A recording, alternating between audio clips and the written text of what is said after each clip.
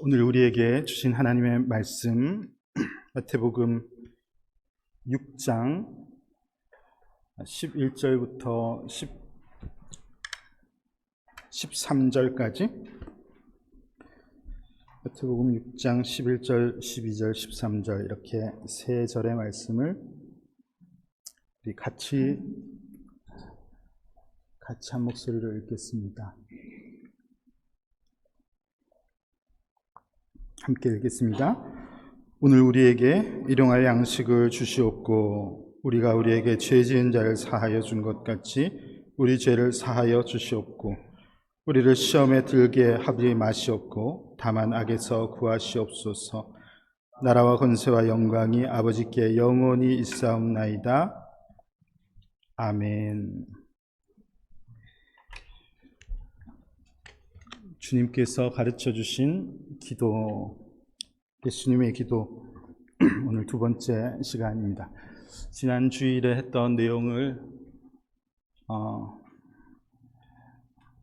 한번 복습 잠깐 하자면, 기도할 때 우리가 먼저 뭘 하죠? 하나님을 불러야 됩니다. 그죠? 하늘에 계신 우리 아버지, 하나님의 이름을 부르는 것을 통해서 여러분들의 믿음, 하나님을 어떻게 신뢰하는지 여러분들의 믿음을 표현하시면 좋겠습니다. 첫 번째 세 가지 간구는 하나님 나라를 위한, 하나님의 영광을 위한 간구라고 했죠. 처음에는 하나님의 이름이 거룩히 여김을 받으시길, 하나님의 그 거룩하신 모습이 드러나길 기도해야지 되겠고요. 두 번째는 하나님의 나라가 내 안에 세워지기를, 하나님의 다스림이 내 안에 세워지기를 기도해야지 되겠고, 세 번째는 그 하나님 나라의 뜻이 내가 살아가는 이 땅 곳곳에 드러나기를 기도하시는 여러분들이 되시면 좋겠습니다. 그렇게 하나님 영광을 위해서 기도하는 것 여러분 잊지 마시기를 바라고요. 오늘은 남은 세 가지 간구를 살피겠습니다. 남은 세 가지 간구는요, 우리를 위한 간구입니다. 참으로 이것은 우리를 위한 간구구나 하는 생각을 말씀을 준비하면서 더욱더 제가 하게 되었습니다. 자, 네 번째 간구를 볼까요? 이렇게 간구하라 하셨습니다. 오늘 우리에게 일용할 양식을 주시옵고, 그렇게 기도하라 하셨죠. 뭐에 대해서 기도하라고 하셨습니까? 양식에 대해서. 좀 자연스럽게 표현하면 먹고 사는 문제에 관해서 고민이 많잖아요. 고민하지 말고 기도하시는 여러분들이 되시면 좋겠습니다. 먹고 사는 문제, 신앙생활만 하면 먹고 사는 문제가 다 해결되면은 참 좋겠는데 그렇지 않습니다. 먹고 사는 것 너무 중요한 문제예요. 네, 먹고 사는 게 정말 중요한 문제입니다. 예수님께서 마태복음 4장 4절에서 사람이 떡으로만 살 것 아니라 하셨습니다. 이 말씀은 떡 없으면 살 수 없다는 것을 분명히 알려주신 것이기도 하죠. 먹고 사는 게 해결되지 않고 이 땅을 우리가 어떻게 살겠습니까? 그래서 먹고 사는 문제에 관해서도 기도해야지 되겠는데요. 양식이 표현되어 있지만 단지 배를 채우는 것에 대한 간구라고 볼 수 없겠고, 우리가 살아가는데 필요한 것들이 채워지는 것에 대해서 우리가 기도해야지 된다고 생각합니다. 필요한 게 너무 많아요. 그죠? 먹는 것만 필요한 게 아니고 너무 필요한 게 많습니다.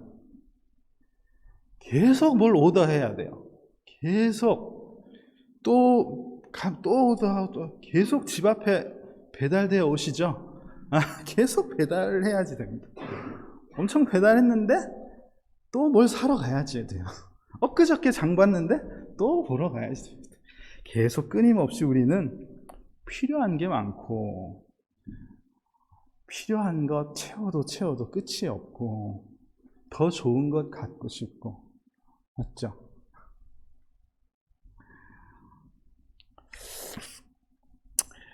자, 그런데 예수님께서 양식을 위해서 기도하라고 하셨는데,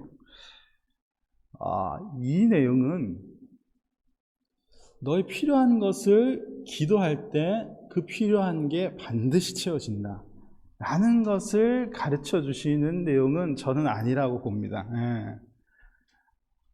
그렇지도 않고요. 현실 속에서 기도하는 것이 다 채워지나요? 그러면은 제가 기도를 강조할 필요도 없이 여러분들은 늘 기도하실 거예요. 그렇지 않습니까? 기도하면은 뚝딱뚝딱 생기는데 누가 여기 기도 안 하겠습니까? 그런데 필요할 위해서 우리가 그렇게 기도하지 않죠. 왜냐하면 그렇게 생각하고 있지 않기 때문에 그렇습니다. 이 네 번째 간구의 중요한 부분은 너희가 일용할 양식을 구해라. 저는 이것이 예수님께서 가르쳐 주신 중요한 부분이라고 생각합니다. 일용할 양식, 필요한 양식을 구하는 삶을 말씀하시는 것입니다. 오늘 쓸 것, 오늘 필요한 은혜가 채워지는 것이 중요한 것이죠. 하나님께서 구약 백성들에게 먹을 것을 주실 때도 그 만나를 그날 쓸 것을 경험하게 하셨죠. 왜냐하면은 그날 하나님을 경험하게 하기 위해서입니다. 매일 하나님을 경험하는 것, 매일 하나님을 가까이 하는 것이 가장 큰 복이라는 것입니다. 잠언 30장에서 이 간구하는 기도의 내용을 보면요, 일용할 양식, 필요한 양식을 채워달라고 기도하고 있습니다. 나를 가난하게도 마옵시고 부하게도 마옵시고 오직 필요한 양식으로 나를 먹이시옵소서. 부자처럼도 알고 가난하게도 하지 말아달라고 그렇게 이 기도자가 기도하고 있는데 왜 그렇게 기도하죠? 보십시오. 혹 내가 배불러서 하나님을 모른다. 여호와가 누구냐 할까 하오며 혹 내가 가난하여 도둑질하고 내 하나님의 이름을 욕되게 할까 두려워함이니이다. 사람이 배가 부르면 배 부른 대로 하나님하고 멀어지고 배가 고프면 배 고픈 대로 하나님하고 멀어지니 오늘 필요한 것을 채워주셔서 하나님하고 가까이 지내기를 원합니다. 이런 기도를 하고 있는 거예요. 여러분, 대단한 기도입니다. 누가 우리 중에 이렇게 기도하시는 분 계세요? 진짜 계시면 좀 손을 들어 주십시오. 이렇게 기도하는 분이 없죠. 저도 이렇게 잘 기도 못합니다. 어떻게 적당하게 채워달라고, 적당하게만 누리게 해달라고 그렇게 기도하시는 분이 어디 있습니까? 많이 벌게 해주십시오. 1등하게 해주십시오. 제일 낫게 해주십시오. 그렇게 기도하지. 적절하게 먹게 해주십시오. 중간만 가게 해주십시오. 그렇게 기도하시는 분들이 어디 있냐요? 아무도 없습니다.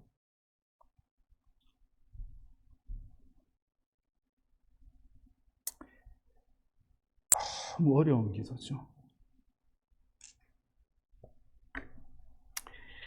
내게 능력 주시는 자 안에서 내가 모든 것을 할 수 있느니라. 기가 막히게 좋은 말씀입니다. 어디서 많이 보지 않습니까? 어디 식당 같은데 뭐 이렇게 개업할 때 이 말씀을 전하면 참 좋아하죠. 다 돈 많이 벌 것 같거든. 자, 그런데 이 사도 바울의 고백도 이 고백 앞에 뭘 고백하고 있는지를 잘 읽어봐야지 되겠습니다. 빌립보서 4장에 보면은 내가 궁핍함으로 말하는 것이 아니니라. 어떠한 형편에든지 나는 자족하기를 배웠노니 나는 비천에 처할 줄도 알고 풍부에 처할 줄도 알아. 모든 일 곧 배부름과 배고픔과 풍부와 궁핍에도 처할 줄 아는 일체의 비결을 배웠노라. 많이 벌게 하시는 하나님 안에서 내가 모든 것 할 수 있습니다 많이 벌게 하시는 한, 많이 벌게 하셨으면, 야, 모든 것을 무슨, 거기서 다 해결할 수 있는 것이지, 뭐 하나님 안에서 해결할 수 있으면 돈으로 다 해결하는 것이지. 바울이 고백하는 것은 어떤 상황에서도 만족하며 하나님 안에서 자족하기를 배웠다. 만족할 수 있는 삶. 매일매일 하나님께서 공급하시는 은혜를 가지고 살 수 있는 법을 내가 배웠다. 그걸 지금 고백하고 있는 것이죠. 그 하나님 안에서 내가 모든 것이 가능함을 깨달았다고 그렇게 고백하고 있는 것입니다. 여러분, 일용할 양식을 달라고, 일용할 만큼의 양식을 달라고 여러분들은 기도하실 수 있으시겠어요? 먹고 사는 문제, 제일 우리가 살아가면서 항상 부딪히는, 항상 해결해야 되는 문제인데 그렇게 기도하실 수 있겠습니까? 6가지 간구 중에서 제가 생각할 때 가장 어려운 간구가 이 4번째 간구 아닌가 생각합니다. 그렇지만 여러분, 이것이 하나님의 은혜를 매일매일 경험하는 것이니 여러분들께서도 일용할 양식, 오늘 하나님께서 주시는 것에 감사할 수 있는 그런 삶을 허락해 달라고 여러분들도 기도하실 수 있는 우리 성도님들이 다 되시기를 간절히 바랍니다. 제가 지난 한 주 동안 저희 교단의 한인 목사들 중에 3040 목사님들이 모여서 하는 컨퍼런스를 다녀왔습니다. 저희 가족이 다 갔어요. 왜 다 갔냐 하면 공짜여서. 그거 다 대준다고 하니까 우리가 이때 아니면 LA를 갈 일이 없겠더라고요. 그래서 무조건 갔죠. 경비를 거의 다 대주는데. 그래서 갔습니다. 저희 같은 사람들만 모였더라고요, 이번에. 애들이 다들, 애 5 있는 집도 있는 걸 알았어요. 목사님들 중에. 5을 다 데려왔어요. 다 집집마다 이때 아니면 LA를 올 수 없는 가족들이 다 모였습니다. 가면서 도대체 어떤 교회가 우리를 이렇게 초대했을까? 대단한 교회인 것 같다. 갔더니 진짜 대단한 교회인 거예요. 교회가, 와, 뭐 이렇게 교회가 클 수 있지? 무슨 큰 회사에 들어온 것 같았어요. 아, 교회가 진짜 크더라고요. 교회가 규모만 큰 게 아니고, 한 25가정 정도 모였는데, 아이들까지 모였어요. 얼마나 많아요. 그런데 저희들이 너무 편하게 지낼 수 있도록 모든 일정을 정말 일사불란하게 잘 진행을 하는 거예요. 와, 너무 모든 걸 할 때마다 우리가 너무 감동을 할 수밖에 없었습니다. 아니, 뭐 때문에 이렇게 잘해주시지? 어떻게 이렇게 준비를 잘 하셨지? 너무 좋은 거예요. 예배당도 너무 크고 화려하고 좋았어요. 교회 안에 라이브러리가 어마어마하게 커요. 와, 우리 청년들 이런 교회에 있으면은 진짜 학생들 와서 공부하고 너무 좋겠다, 이런 생각 하지 않을 수가 없었습니다. 목회하시는 담임 목사님이 거의 연배가 제가 보기에 저랑 비슷한 것 같아요. 되게 젊으신 목사님이에요. 아니, 저 목사님은 뭐가 복이 많아서 이런 교회에 있나, 그런 생각을 하지 않을 수 없죠. 가가지고, 와, 진짜 이런 교회도 있구나, 이런 생각을 하면서, 여러분, 제 마음에 그 부러워하는 마음이 있었겠습니까? 없었겠습니까? 당연히 있었죠. 너무, 나도 이런 데서 목회하고 싶다. 그런 생각이 당연히 있죠, 인간이. 당연한 거 아닙니까? 크고 풍성하고 이런 거 좋으니까요. 그런 생각이 들었습니다. 그런데 제가 가서 또 시간 내서 이 주일 말씀을 준비하다 보니까 딱 이 말씀에서 이게 딱 걸리는 거예요. 그래서 하나님께서 진짜 이렇게 풍성한 교회를 통해서도 주시는 은혜가 있겠지만, 진짜 에덴스 한인 장로교회를 통해서 나에게 매일매일 공급하시는 은혜, 매일매일 우리에게 주시는 그 은혜를 내가 누리고 사는 것이 얼마나 복된 것이며 내가 그것을 사모하면서 목회하는 것이 진짜 복된 삶이구나 하는 것을 또 한편으로 깨달을 수 있었던 시간이 되었습니다. 들어보니까 또 다 좋은 게 아니더라고요. 그 담임 목사님이 2년마다 2년을 넘기신 목사님이 없대요. 2년 되면 거의 옷 벗고 나가는 그런 아픔이 있는 교회라는 것을 알게 되어서 나도 뭐 정년이 보장된 것은 아니지만 그래도 뭐 지금 3년 넘어 있으려 하니까 차라리 와 진짜 감사하다 이런 생각을 하면서 일용할 은혜, 나에게 매일매일 기도해야지 되는 일들이 있는, 그리고 응답하시는 하나님을 경험하는 이 교회가 참 복된 교회구나 하는 생각을 하고 돌아왔습니다. 여러분들도 일용할 양식, 더 큰 것, 더 많은 것을 구하지 마시고요. 오늘 나에게 주어지는 은혜를 오늘도 하나님을 만날 수 있는 그런 날을 내 삶, 실제로 먹고 사는 문제 속에서 하나님의 은혜를 경험하기를 원합니다. 그렇게 기도하시며 살아가는 복된 성도님들 되시기를 바랍니다. 자, 5번째 간구는요, 우리가 우리에게 죄 지은 자를 사하여 준 것 같이 우리 죄를 사하여 주시옵고, 그렇게 기도하라고 하셨습니다. 용서에 관한 간구라고 생각하는데요, 단순히 용서라기보다는요, 이 땅을 살아가면서 여러분 먹고 사는 문제 되게 큰 문제죠. 또 한 가지의 큰 문제가 있다면요, 사람과 사람의 관계의 문제라고 생각해요. 여러분들이 먹고 사는 문제 해결된다고 다 평화로운 게 아니에요. 특히 일터에서, 가정에서 살아가다 보면은 사람과의 갈등 속에서 아픔이 너무나도 많다는 것을 여러분들도 아실 거죠. 매일 봐야 되는데, 매일 일터에서 만나야 되는데, 매일 집안에서 만나야 되는데 힘겨운 상황에 있는 그런 상황들이 없지 않으실 거예요. 여러분, 인간과의 관계 속에서 문제가 있을 때 이 문제를 해결할 수 있는 2가지 방법이 있다고 생각합니다. 하나는 협상을 잘 하는 거예요. 둘 사이에 해결해야지 될 부분들을 서로 이야기해서 해결할 수 있는 방법이 있다고 생각합니다. 무엇이 잘못되었는지, 그것에 대해서 당신은 어떻게 처신할 것인지, 보상해야 될 것이 있으면 보상하고, 바꿔야 될 것은 바꾸고, 개선할 것 개선하고, 이래서 관계가 좋아질 수가 있을 것입니다. 그런데 이 방법을 잘 사용할 수 없는 관계들도 많이 있습니다. 대부분 이렇게 협상이 돼서 해결이 되면은 큰 문제가 아니죠. 그런데 그렇지 않는 경우가 더 많은 거예요. 가정에서, 직장에서, 부끄럽지만 교회에서 너무 많습니다. 매주 만나야 되는데 문제가 해결이 안 되는 그런 관계 없지 않거든요. 자, 그렇다면 또 한 가지 방법은 뭐가 있을까요? 용서하는 것. 하기 싫겠지만 이거 2개가, 이 둘 중에 하나를 택하지 않으면 계속 그냥 갈등하면서 가야지 다른 방법이 없어요.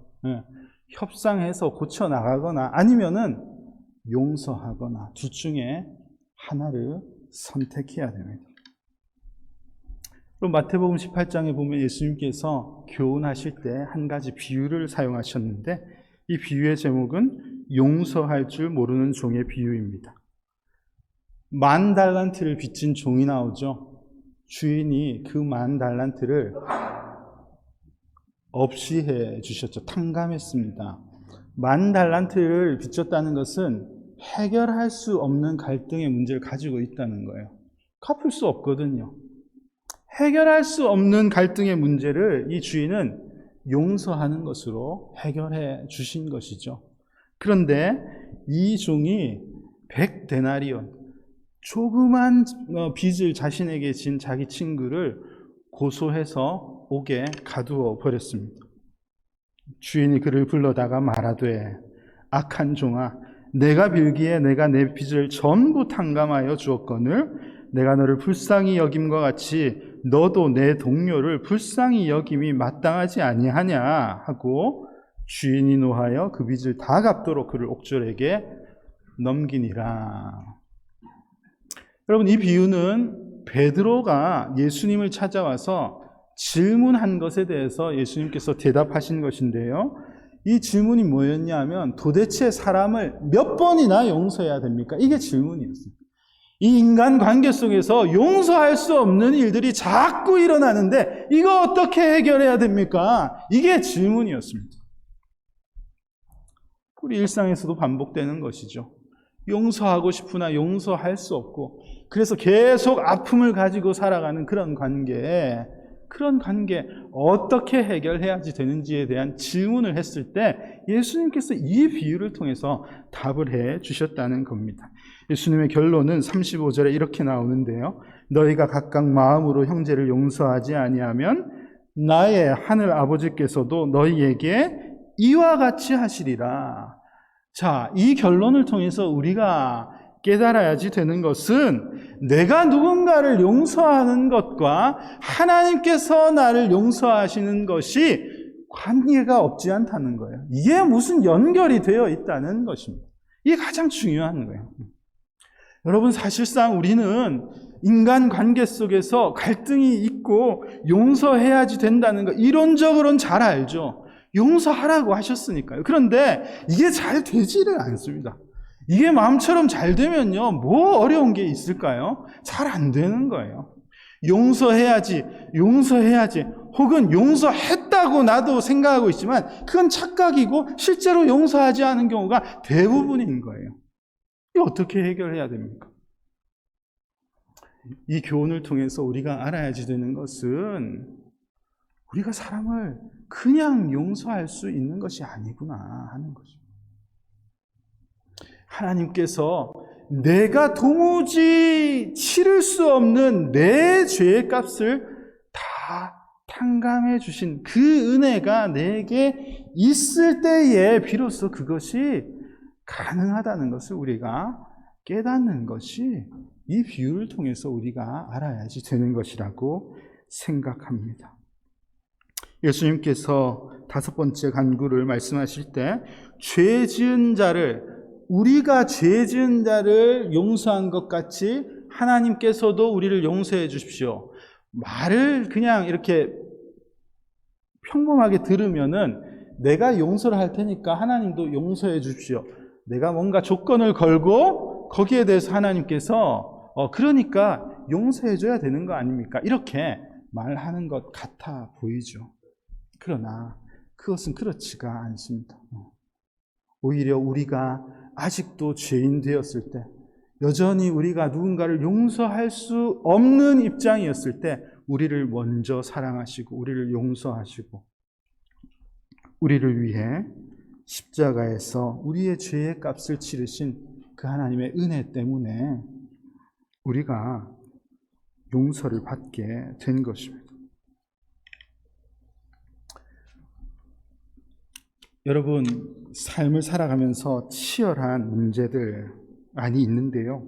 특히 인간관계 속의 문제들 때문에 힘겨운 싸움을 하시는 분들이 많이 계신 줄 압니다.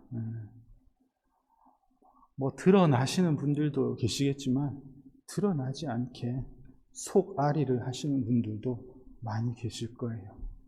여러분, 기도하셔야 돼요. 그냥 우리의 의지로 갈등이 해결이 안 된다는 말입니다. 하나님께 간구하며 내가 어떤 죄인이며 어떤 빚을 탕감받은 어떤 은혜를 받은 자인지를 잊지 않게 하시고 그 은혜 때문에 나도 누군가를 용서하는 삶을 살 수 있도록 하나님 은혜를 베풀어 달라고 이거 기도해야지 해결이 되는 거예요. 기도하지 않고 갈등이 해결되지 않습니다. 여러분, 이 문제에 대해서도 반드시 기도하셔서 답을 찾아가는 여러분들의 삶이 되시기를 간절히 소망합니다. 마지막 6번째 간구는요, 우리를 시험에 들게 하지 마시옵고 다만 악에서 구하시옵소서 그렇게 기도하라고 하셨습니다. 먹고 사는 문제, 인간관계 갈등 문제, 또 하나 빼먹을 수 없는 우리들이 가지고 있는 문제는 죄의 유혹에 관한 문제예요. 끊임없이 죄에 넘어질 수밖에 없는 그런 현실적인 문제를 놓고도 우리는 반드시 기도해야지 되겠습니다. 최근에 사무엘하 본문을 읽어가면서 다윗 왕이 큰 죄를 범한 내용을 2주 전에 다루었는데요. 다윗 왕이 이 자신의 충신의 아내를 범했죠. 큰 죄를 지었습니다. 그것도 큰 죄인데 이 죄를 덮으려고 나라를 위해서 싸우는 충신 우리아를 불러다가 사실 다윗이 죽인 것이죠. 어마어마한 죄를 저질렀습니다.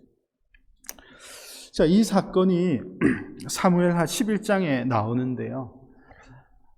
이 사건은 우리가 새벽에 말씀을 묵상하면서 나눌 때에 그냥 다윗의 큰 범죄와 그가 그 죄를 용서받은 것에 대한 것이 아니라 이 죄의 현장을 보면서 이거 누구나가 죄를 범할 수 있구나. 우리도 이런 죄에 빠질 수 있구나 하는 것을 잘 살필 수 있는 그런 말씀이라고 생각했습니다. 특별히 사무엘하 11장 1절과 2절 그 사건을 시작하는 내용에서 이 무슨 일이 어떤 상황이었는지를 우리가 찾아볼 수 있었는데요. 그 내용을 보면은 해가 지나서 이제 왕들이 전쟁터에 출전을 해야 되는 때가 되었다고 그렇게 1절에서 말씀하고 있지요. 그런데 다윗이 출전하지 않고요.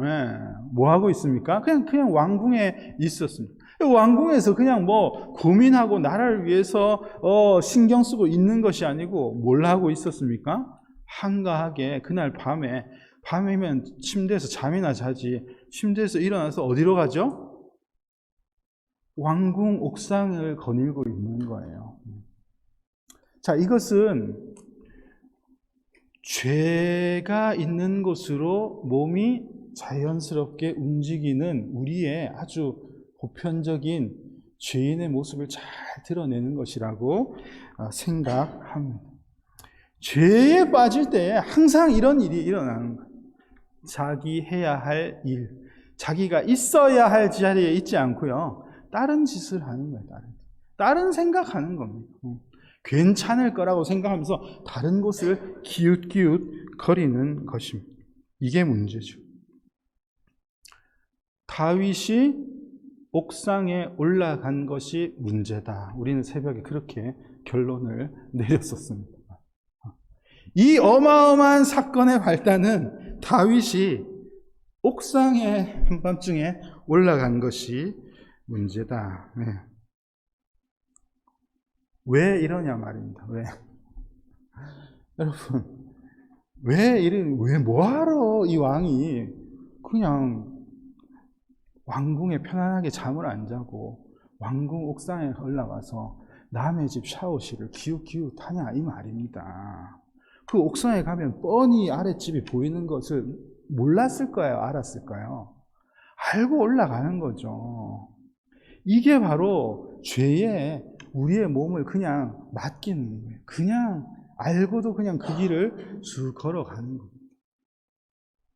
덜커덕 보이면은 왜 샤워실이 보이지? 이러고 있는 거예요. 여러분,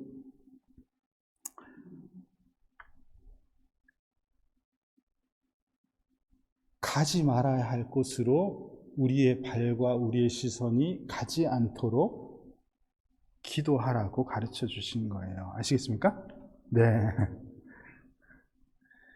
유혹이 있는 곳으로 가지 않도록 주님 인도해 달라고 기도하라는 말입니다.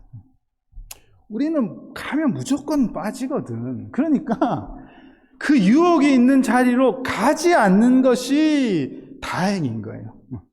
가지 않도록 갈 마음이 안 생기는 것이 가장 큰 은혜이고, 가지 않는 것, 보지 않는 것, 가까이 하지 않는 것이 하나님의 은혜 안에 머무는 죄의 유혹에 빠지지 않는 가장 큰 대책이에요.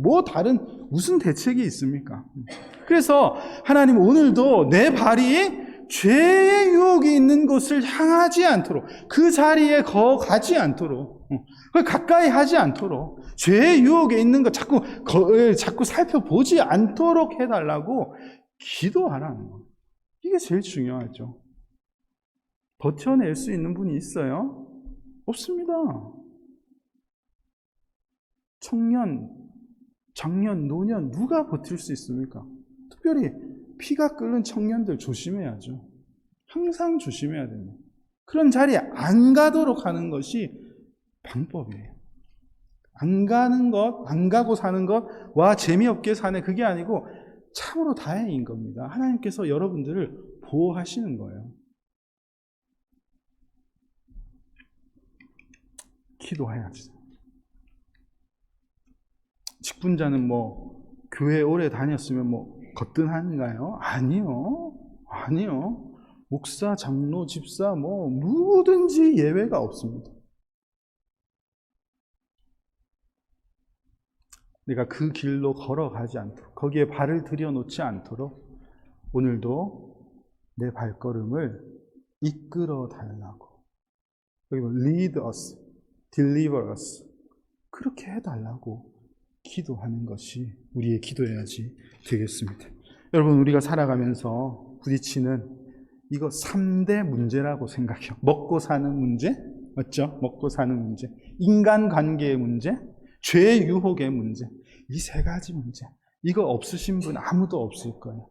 이것 때문에 우리가 힘겨워하면서 싸우면서 사는데요.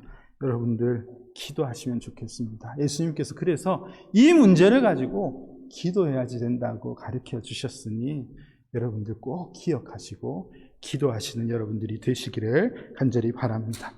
예수님께서 기도를 마칠 때에 나라와 권세와 영광이 아버지께 영원히 있사옵나이다. 이것은 송영이라고 하죠. 하나님을 찬양하는 거예요. 기도는 하나님을 찬양하는 것입니다. 하나님을 높이는 것입니다. 여러분, 기도의 시간이 힘겨운 시간, 어려운 시간, 아픔의 시간, 지겨운 시간, 그런 것이 아니라 기도할 때마다 너무 기쁘고 즐거워서 하나님을 찬양하는 그런 시간이 되시기를 간절히 소망합니다. 여러분, 지금까지 총 9번의 말씀을 통해서 여러분에게 기도에 관해서 말씀을 전했는데요.